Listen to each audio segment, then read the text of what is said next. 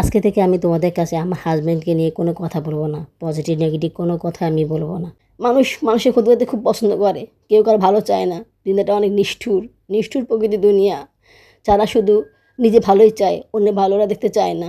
আজকে আমার মা বাবা নাই, ভাই বোন থেকেও নাই। আজকে যদি আমার মা বাবা থাকতো না, তাইলে আমার এত কষ্ট হইতো না। আমার লাইফ, আমার যদি কিছু হয়ে যায় হয়তো তোমরা জানতে পারবা বা জানতে পারবা না। তারপরেও ভালো তোমরা থাকলে আমার পাশে, তোমরা ছিলে এই কয়দিন, এটাই আমার জন্য অনেক বড় কিছু। এই প্রেগনেন্সিটা আমার জন্য আসলে আনন্দ নিয়ে আসে নাই, অনেক কষ্ট আর কষ্ট। তোমাদেরকে তো বলাই হয়নি, আমার সাথে আমি একজনকে পেয়েছি, তারও 5ম প্রেগনেন্সি। প্রেগনেন্ট অবস্থায় আরও একজন প্রেগনেন্ট মানুষের সাথে কথা বলতে অনেক বেশি ভালো লাগে, তখন তাকে অনেক বেশি আপন মনে হয়। ফাইনালি বোকাটা বাঁধে দিয়ে আসলাম।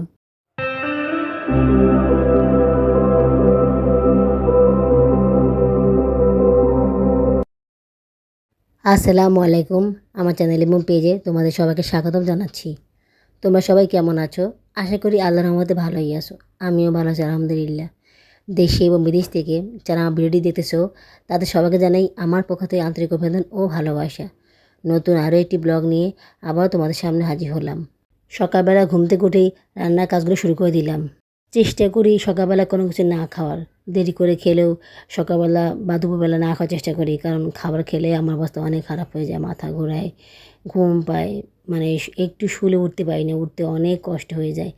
তাই ঠিক করেছি নাস্তা বানিয়ে রান্নাবান্না করে তারপরে খাবো, কারণ এরপরে ঘুমালে কোনো সমস্যা নেই, কিন্তু তার আগে ঘুমালে অনেক সমস্যা হয়ে যায়। মানে আমার অবস্থা এখন এমন হয়ে গিয়েছে যে আমি অল্প একটু খাবার খেলেও আমার সমস্যা হয়, যে খাবারের ক্রেভিংস বেশি সেই খাবারটা খেলেও আমার সমস্যা হয়। তবে মাথা ঘোরানো একটু কম হয়, মাথা প্রচুর ঘোরায়, প্রচুর ঘুম আসে, মানে শোয়া থেকে আমি উঠতেই পারি না। এই যে এখন তোমার সাথে আমি ভয় দিতেছি, মনে করো যে কিছুক্ষণ আগে ঘুমিয়েছিলাম, ঘুমোতে ঘুরে ভয় দিতেছি, আজকে স্কুলে যাইনি। তো মনে করো আমার মানে খুব ক্লান্ত লাগতেছে, এখনও লাগতেছে, একটু চা খেলে ভালো লাগতো, কিন্তু চা খেলে আরও বেশি দেরি হয়ে যাবে, বাচ্চাদেরকে পড়াতে হবে, তো এই কারণে চাটা আর খেলাম না। খাওয়া দাওয়ার সময় নুডলস অনেক খেয়েছিলাম, এই লম্বা নুডলসটা আমার খুব প্রিয় ছিল, তো অনেক বেশি খেয়েছিলাম খাওয়া দাওয়ার সময়। যদিনের সময় তার থেকে একটু কম খেয়েছি, আর এখন তো আরও কম, মানে এক বাটি নিলেও অর্ধেক খেতে পারি না, এমন অবস্থা হয়ে গিয়েছে।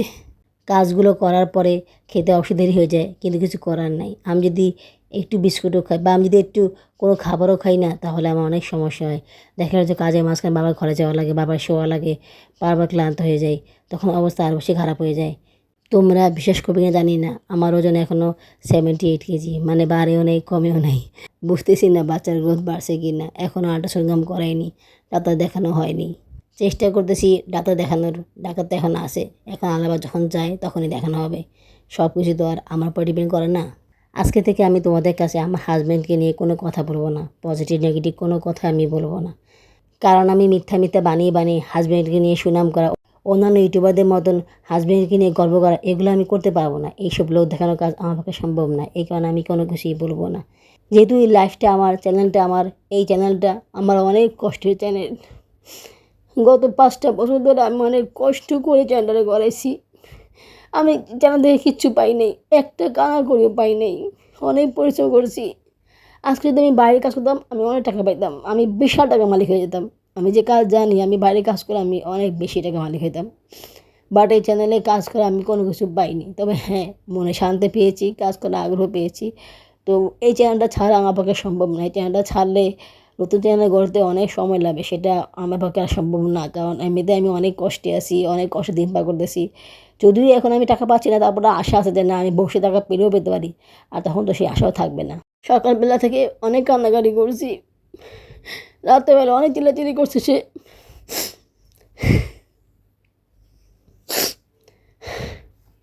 এখনও কান্নাকাটি করতেছি, নিজের অনেক কন্ট্রোলে রাখছি। চ্যানেলে কাজ করে বিধায় ভালো থাকি, মনটা একটু ভালো রাখতে পারি। আমার অনেক পছন্দের, অনেক কষ্টের চ্যানেল এটা, অনেক কষ্ট করে দাঁড় করিয়েছি আমি, কেউ আমাকে হেল্প করে নাই, আমি আমার নিজের ইয়েতে চ্যানেলটাকে দাঁড় করিয়েছি। আমার ছোটো ছোটো বাচ্চারা আমার পাশে ছিল। আমি যদি চ্যানেলে কাজ করা ছেড়ে দিই, আমার বাচ্চারা খুব কষ্ট পাবে, আমি কষ্ট পাবো, আর তোমরা যারা আমাকে ভালোবাসো তারা আমাকে খুব মিস করবে, তারা খুব কষ্ট পাবে। আর সবাই হাসবে, সবাই অনেক খুশি, সবাই অনেক খুশি হবে। কারো ক্ষতি করে মানুষ অনেক খুশি হয়। মানুষের ক্ষতি করতে খুব পছন্দ করে, কেউ কারো ভালো চায় না। দুনিয়াটা অনেক নিষ্ঠুর নিষ্ঠুর প্রকৃতির দুনিয়া। যারা শুধু নিজে ভালোই চায়, অন্যের ভালোরা দেখতে চায় না। আমি সবসময় আমাকে নিয়েই থাকি। অন্যেরা কী করলো না করলো এগুলো আমি দেখি না, কারো আগেও না পিছেও না। ভালো মন্দ যা কিছু আমি তোমার সাথে শেয়ার করি।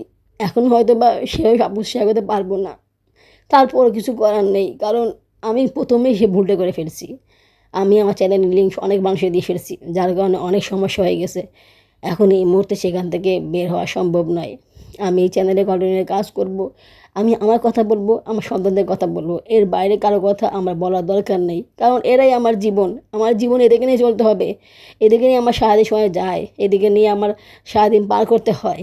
ঠিক আছে, এদিকে নিয়ে আমি কথা বলবো, আমি আমাকে নিয়ে কথা বলবো, আমি আমার সাথে যে কথাগুলো বলি সেগুলো তোমার সাথে শেয়ার করবো, ব্যাস এইটুকুই। এর বাইরে আমি কোনো কিছু বলবো না। আমার শত কষ্ট হোক, যন্ত্রণা হোক, আমি যত বেশি যন্ত্রণা থাকি না কেন, আমি তোমার কাছে কোনো কিছু শেয়ার করবো না। আমার কপাল খারাপ, আর এছাড়া কিছু বলার নেই আমার।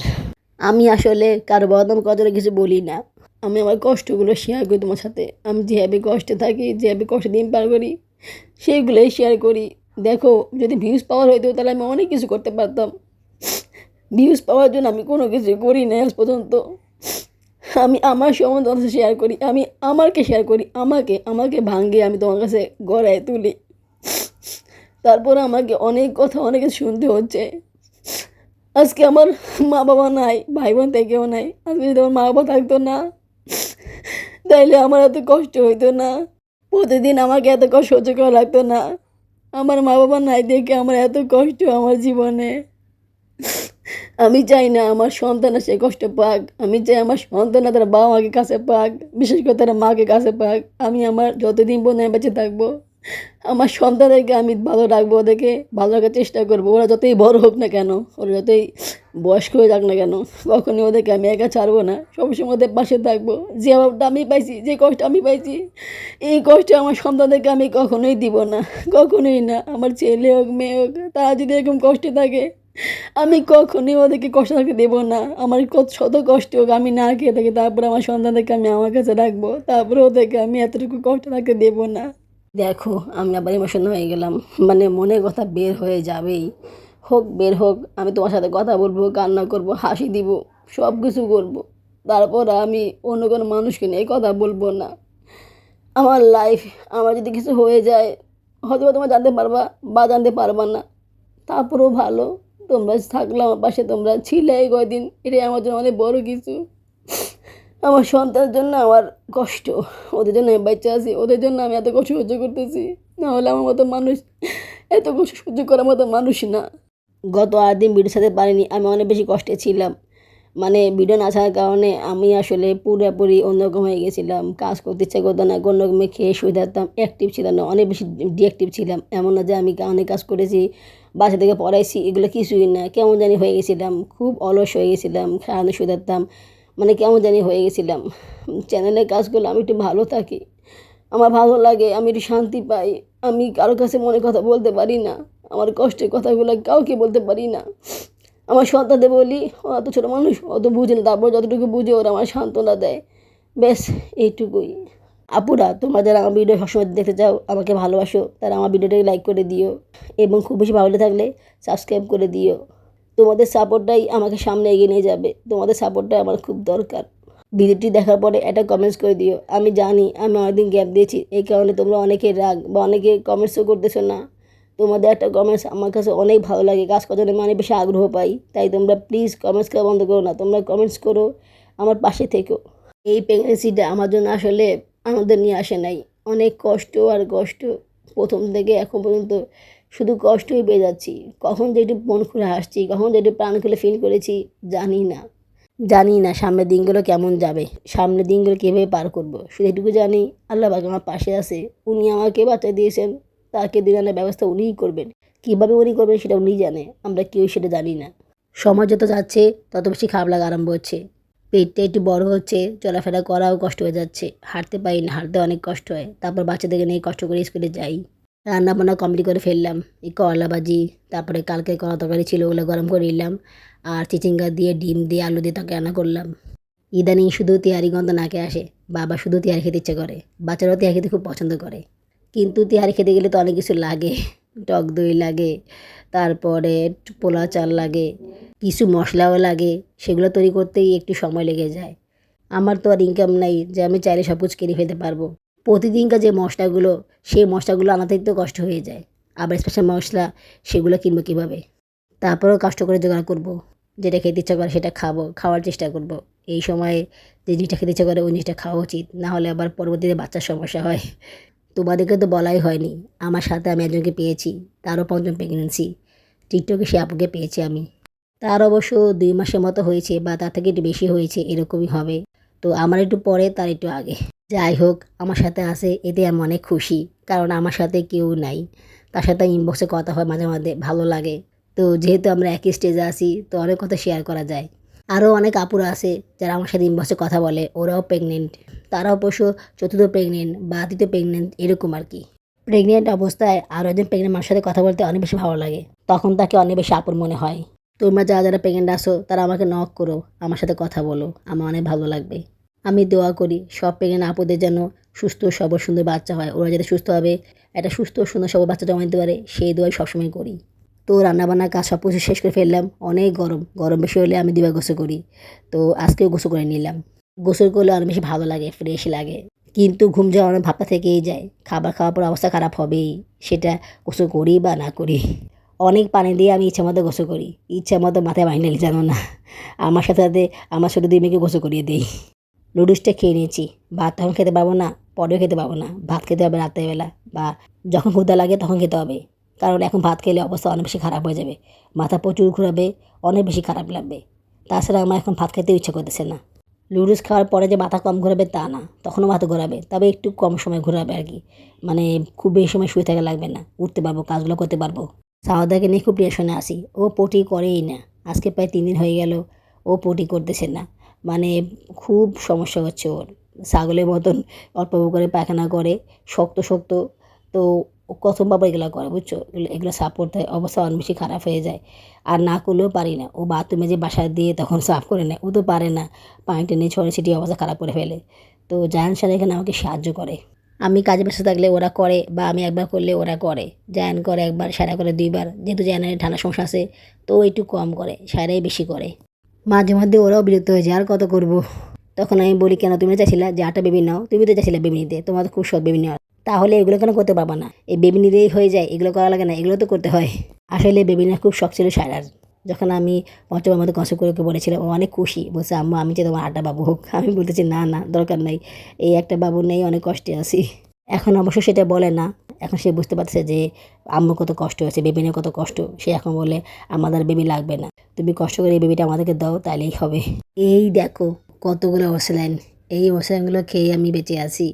মানে প্রতিদিন আমাকে কমসে কম 1টা 2টা ওসেলাইন খেতেই হয়, না খেলে হয় না। মাথা প্রচুর ঘোরায়, ওসেলাইন খাওয়ার পর একটু ভালো লাগে। বাচ্চারা সবসময় আমাকে ওসেলাইন বানিয়ে দেয়, হয় জায়ান না হয় সায়রা। যখন আমার খুব বেশি খারাপ লাগে, আমি শুয়ে থাকি, তখন ওরা আমাকে ওসেলাইন বানিয়ে দেয়।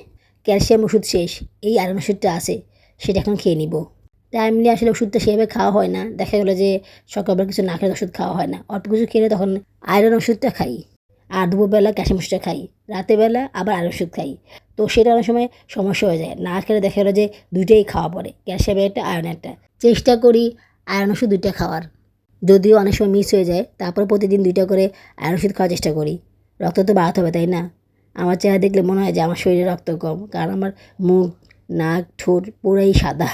ওষুধটা খেলাম, ওষুধটা বাইরে রাখলাম, কারণ শোয়া থেকে ওঠার পরে অনেক বেশি খারাপ লাগে, বা শোয়া থেকে উঠতে পারি না, তখন ওষুধটা খেয়ে নেই। বাচ্চারা বানিয়ে রাখে, আমি আস্তে ধীরে উঠে ওষুধটা খেয়ে নেই। দেখো খাবার খাওয়ার কিছুক্ষণ পরে আর থাকতে পারলাম না, শুয়ে পড়লাম। এখন আমি ঘুমিয়ে পড়বো, কিছুক্ষণের মধ্যেই ঘুমিয়ে পড়বো। আমি শত চেষ্টা করলেও চোখটাকে মেলাতে পারবো না। মোবাইল নিয়ে শুলেও লাভ নেই, মোবাইল টেপার হয় না, মোবাইল পড়ে যায় হাত থেকে, আর আমি শুয়ে পড়ি। বেশিক্ষণ ঘুমাতে পারি না, এই আধা ঘন্টা বা 1 ঘন্টা, এটুকু সময় ঘুমাই। অনেক সময় তার আগে উঠে যাই। আবার অনেক সময় কি জানো, দুপুরবেলা ঘুমালে না বাজে স্বপ্ন দেখি। বাজে স্বপ্ন দেখার পরে ঘুমটা ভেঙে যায়, তখন ইচ্ছে থাকলেও আর ঘুমাই না, উঠে বসে পড়ি, হাঁটি, মোবাইল টিভি, মানে ঘুমটাকে একটু নষ্ট করার চেষ্টা করি। যদি সেটা সম্পূর্ণ পারি না, তারপরে চেষ্টা করি ঘুমটা যাতে না হয়। এই চেষ্টা করতে করতেই অনেক সময় লেগে যায়। ভাগ্য ভালো যে আমার রান্নাবান্না করা শেষ, এখন আমি একটু ফ্রি আছি, এখন আমি সারাক্ষণ ঘুমানোর কোনো সমস্যা নেই। তারপর বাচ্চাদেরকে পড়াতে হবে, একটু উঠে হাঁটতে হবে, ছোটো দুটো বাচ্চা প্রতি খেলাতে হবে, ওরা খাবার খেলো কি না খেলো সেটা দিতে হবে, ওদের পটি কী অবস্থা সেটাও দিতে হবে। ছোটো মেয়েকে তো আমি প্যাম্পাস পরিয়ে রাখি, কারণ বারবার পটি সাফ করা সম্ভব নয়। ফাইনালি বোরখাটা বাঁধতে দিয়ে আসলাম। যদিও ঈদের আগে বোরখা কাপড় দিয়েছিলাম, মাপ দেওয়া হয়নি, সেটা ঈদের পরে মাপ দিয়ে দিয়েছিলাম। আর বোরখা চারপাশে লেস লাগিয়ে দিয়েছিলাম। লেজের জন্য বোরখার দামটা বেশি হয়ে গিয়েছে। ১ গজ লেজের দাম ১০০ টাকা করে, তো আমার এখানে ৬ গজ লাগবে, এরকমই দাম নেয়। এখন অন্য জায়গা থেকে দেখে তো আমার সে একই কষ্ট হবে, কে যাবে এত কষ্ট করতে। তার জন্য এখান থেকে লেসটা কিনে এখানে বাঁধতে দিলাম। আবায়া বোরখা বাঁধতে দিয়েছি। আবায়া বোরখা বাঁধতে খরচ পড়বে ৫০০ টাকা, আর লেজ লাগাতে খরচ পড়বে ৬০০ টাকা, সব মিলে ১১০০ টাকা লাগবে। তো ওরা বলেছিল ১২০০ টাকা, তো আমি অনেক বলে কয়ে ১০০০ টাকা রাজি করতে চেয়েছিলাম, কিন্তু পারিনি। লাস্টে ১০৫০ টাকা রাজি হলো আর কি। ৫ তারিখে দিবে বলেছে, এখন কবে আনা হয় আল্লাহই জানে। আমার কাছে তো টাকা নেই, দেখি কি করা যায়। বাবুর আব্বুর কাছে স্লিপ দিয়ে দিয়েছি, উনি যখন আনবে তখনই পড়া হবে। সায়দাকে পড়াচ্ছি, ওর উচ্চারণটা আগে থেকে অনেক ভালো হয়েছে, আরও ভালো করতে হবে। তো ও আগে থেকে একটু ইমপ্রুভমেন্ট করেছে, ওকে এখন শেখাতে পারতেছি। বাংলা মোটামুটি সে পড়তে পারে একা একা, ইংলিশটা এখনও ধরি নাই, অঙ্কটা ধরা বাকি আছে, মানে পড়া অনেক বাকি আছে। আসলে আমি অসুস্থ থাকি, তো এই কারণে আসলে ওর দিকে সেভাবে সময় দিতে পারি না। এখন ও মোটামুটি ঠিক হয়েছে, বাট ওকে সময় দিতে হবে, ওকে সময় দিয়ে পড়াতে হবে। বাট আমার শরীরে কুলায় না, আমি সেগুলো করতে পারি না পুরা। তাছাড়া মাঝে মধ্যে খুব রাগ হয়ে যায়, খুব বেশি হাইপার হয়ে যায়, তখন অবস্থা আরও খারাপ হয়ে যায়। তখন আমি ওকে পড়াই না, বা আমি ওকে জানের কাছে দিই, বলি জানকে বলো, জান ওকে বলবে জানের কাছে গিয়ে পড়ো। ওর কাছে গেলেও সমস্যা, চিল্লাচিল্লি দুষ্টামি শুরু হয়ে যায়। তারপরেও পড়া হয়, হয় না যে একদম তা না। নাইমা আমার থেকে কানা আমার ভালো দেয় না, আমার কষ্ট হলে আমি পড়া না পারলে তো সেটাই করতে হবে। জানের কাছে গেলে জান দেখিয়ে দিলে ও একটু হলেও পড়তে পারবে, ও পড়াশোনা একটু হলেও এগিয়ে যাবে। জানকেও তো পড়াতে হয়, ওকে আবার একটু দেখিয়ে দেওয়া লাগে। এখন আবার আমি ওকে পড়া লিখে দিই না, ও নিজেও পড়া লিখে নেয়। যেমন শব্দার্থ বাক্যচয়ন নাপ্রস্তুর, এগুলো ও নিজেই লিখে নেয়। যখন দেখা যায় আম্মু অনেক কষ্ট, তখন বলতেছে যে আম্মু আমি লিখে নিই, তোমাকে লিখতে হবে না। তোমার লিখতে অনেক কষ্ট হয়, তুমি আমাকে বলো কীভাবে লিখতে হবে, আমি সেভাবে করে লিখে নিব। তো কালকে রাতে সে সেভাবে করে লিখে নিয়েছে, মার্শাল্লাহ সবগুলো লেখা সে লিখেছে। বাচ্চাদেরকে পড়ানো ফাঁকে ফাঁকে চাটা খেয়ে নিচ্ছি। আদা দিয়ে চা খেতে আমার কাছে অনেক ভালো লাগে, তবে নরম আদা মানে কচি আদা খেতে ভালো লাগে না, একটু শক্ত আদা মানে চা মাথা বেশি মানে খেতে ভালো লাগে, ওগুলো ভালো লাগে। কিছুদিন আগে বাবুর বন্ধু যে বাজারগুলো দিয়েছিল না, ওই বাজারগুলোর মধ্যে আদাও ছিল। ওই আদাগুলো আমি আবার ফ্রিজে রেখে দিয়েছিলাম খাওয়ার জন্য, আর যেগুলো আগে ছিল সেগুলোকে ব্যানি করে নিয়েছিলাম। সেটাই ভুল করেছিলাম, কারণ যেগুলো উনি এনেছিল সেগুলো অনেক নরম, সেগুলো খেয়ে আমার মজা লাগেনি, তখন আমি চা খাওয়াই বন্ধ করে দিয়েছিলাম। আবার আদা আনার পরে চা বানিয়ে খাওয়া শুরু করলাম, এবার একটু ভালো লাগছে চা খেতে। চাটা খাওয়ার পরে মাথা ঘুমানোটা অনেকটা কমে যায়, শরীরটা একটু ফুরফুরে হয়ে যায়, তখন হাঁটাচলা করতেও ভালো লাগে। তবে সেটা বেশিক্ষণ না, সারাদিনে একবারই চা খাই, বেশি করে চা খাই। আর খাওয়ার সময় হয় না, খেতেও ইচ্ছে করে না, এত কাজ থাকে। কাজের ভিড়ে যে একবার খাই এটাই তো বেশি। কথা বলতে বলতে ব্লগটা আবার শেষ হয়ে গেল। একটা আপু বলছিল কমেন্টে যে আপু তোমার ভিডিওটা অনেক বেশি বড় হয়ে যায়, ছোটো করো। আসলে অনেকদিন পর ভিডিও ছেড়েছি, তো 2 দিনের ভিডিও একসাথে ছেড়েছিলাম, এই কারণে একটু বড় হয়ে গিয়েছিল। আজ এইটুকুই, আগামী ব্লগে দেখা হবে। আল্লাহ হাফেজ।